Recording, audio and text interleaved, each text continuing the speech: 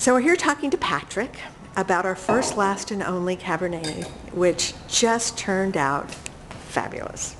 And it happens to be my husband Gary's favorite wine. For obvious reasons.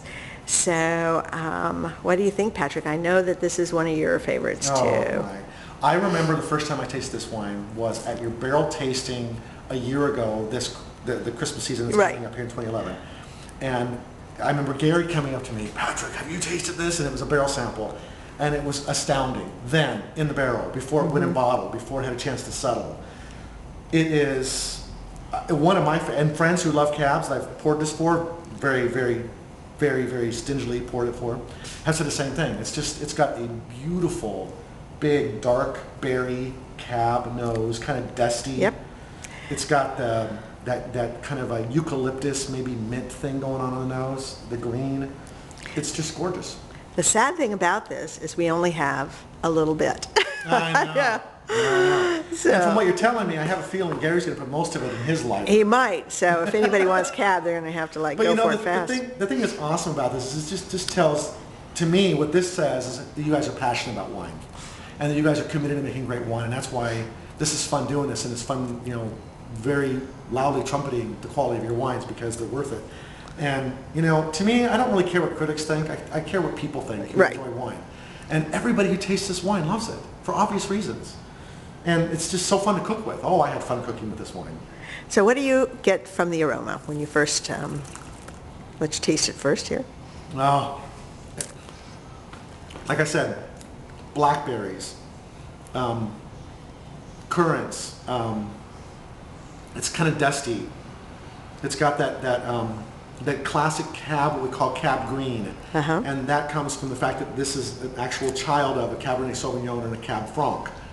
And so this is one of the few reds in the world that has that green profile, mint, eucalyptus, sometimes green olives, sometimes green bell peppers. And that's a distinction of the Cab, and I love it when it captures it, and this one does. So it's all there. It's all lots of spice, a little bit vanilla-y. So those aromas then carry through to the flavors also, would you say? And what happens is, I'm still, you saw, I took that drink before you asked me, and still there's stuff happening on my palate, on the back palate with the spice coming out. And it's a real subtle sort of, I don't know, it's not a peppery spice at all. It's maybe a little bit, teeny bit cinnamony, just a nice, soft, subtle, cedary, kind of nice finish.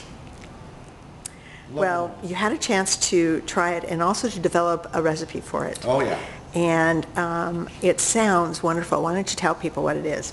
Okay, well, what I did was again, Cabernet, like a Pinot Noir, to me, because they're not aggressive wines, they like to pair with things that you find in the wine rather than trying to contrast with things.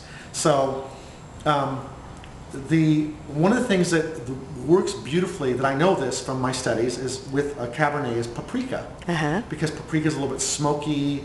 It's kind of a dusty kind of herb, or not herb, spice.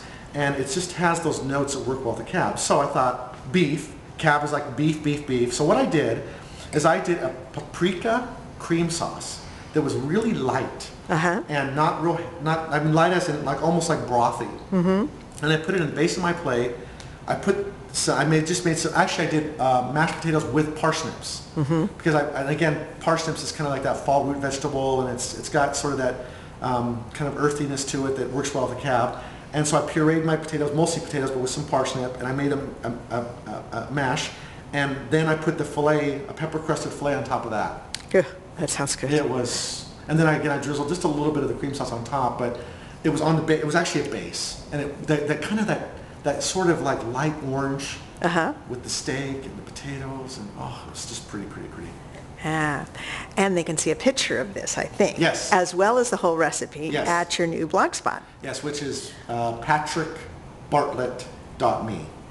Terrific. I would encourage people to go and see that because this recipe sounds wonderful, particularly for entertaining. Oh yeah, and it's a dinner party because it's all stuff you can hold. Right. You can do the sauce in advance, keep it in a double boiler. You have your potatoes done again on a double boiler. They're easy to reheat in a microwave. They're a great catering dish. And of course the fillet is easy and fast to cook. All right. Thanks a lot, Patrick. Oh, thank you. Bye-bye.